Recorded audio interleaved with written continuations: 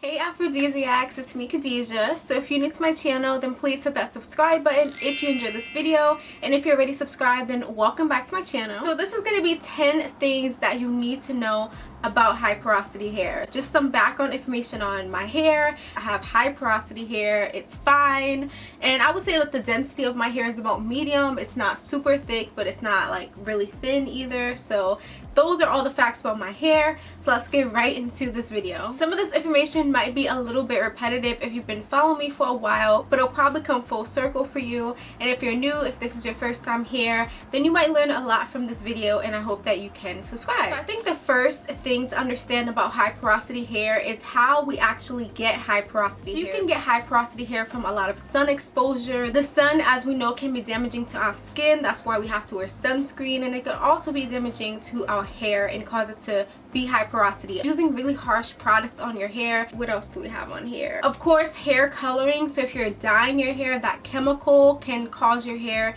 to become high porosity. And lastly, genetics. Like, anything is possible with genetics. I've cut my hair short before, and when my hair grew back, it responded the same exact way as the rest of my hair, high porosity. And I think that's a big misconception, because in these articles there's just like, oh, you know, you did this and that's how you have high porosity hair. Like, no, you can take very good care of your hair and just have it naturally. You do not need to deep condition your hair for longer than 15 to 30 minutes. High porosity hair is basically like a sponge. Our hair absorbs water and moisture very rapidly. As soon as I dipped it in here, the sponge was immediately wet. Like, it did not take any time. I'm sure you guys are familiar with sponges. So just think about that in terms of deep conditioning. Usually I deep condition my hair for 15 minutes, and after that time period, my hair has absorbed the product already. So the next thing you need to know about high porosity hair is that protein is not a one and done type of thing. You need to repeat a protein treatment at least once a month. I do protein treatments once a month, usually in the beginning of the month. That's how I remember. Okay, so I'm gonna try to demonstrate what protein is doing to high porosity hair when you do a protein treatment. So this is just a hair chart, like, comparison. You have your low porosity, your normal porosity, and your high porosity hair cuticle. The more closed it is, like normal, that is a good thing, and the more raised, which is high porosity, that is a not so good thing. The point of protein is so that it's just going to smoothen out that rough cuticle. So the fourth thing that you need to know about high porosity hair is that Ayurvedic herbs are your friend. What they're gonna do is help to improve your hair health. And since I've already mentioned that high porosity hair is technically damaged, of course that's gonna be a good thing. These are like my favorite too.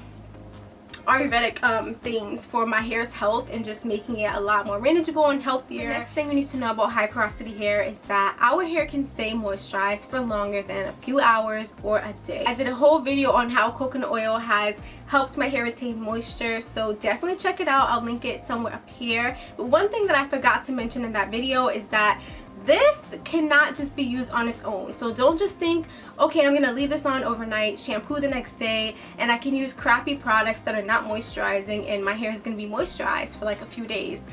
No, you have to use this in conjunction with other moisturizing products that are actually good for your hair in order to see those results. The next thing that you need to know about high porosity hair is that high porosity hair loves slip.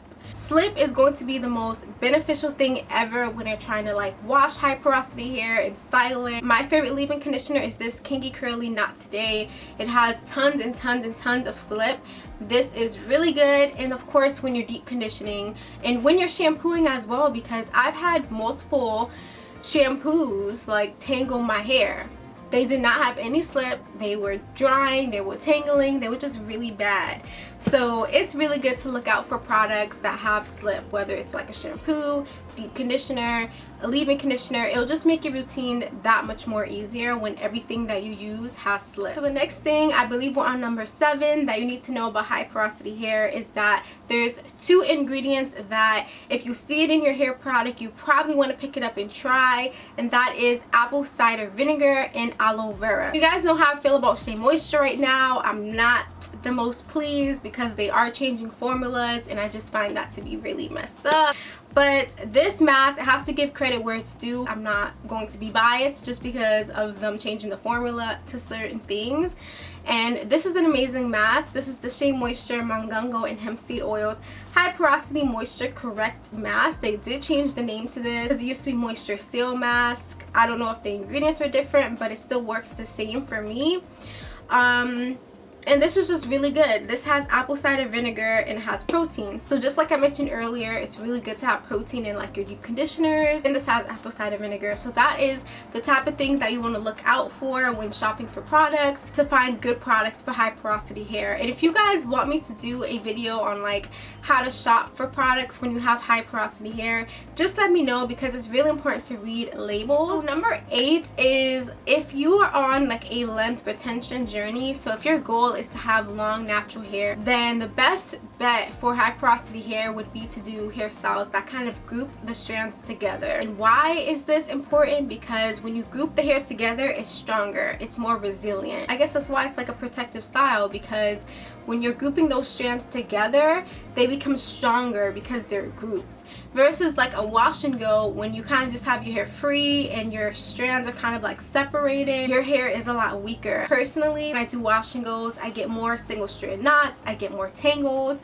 and ultimately get more breakage. So I believe we're on number 9, and that is you probably have to trim high porosity hair more often. So going back to the last thing that I said, it really depends on like how you're caring for your hair, how you're washing it, how you're styling. If you are using a drying shampoo that is tangling your hair up, you know, expect to have to trim your hair more often. Or if you're using a leave-in conditioner that doesn't have enough slip, you may have more knots and more tangles and have more split ends.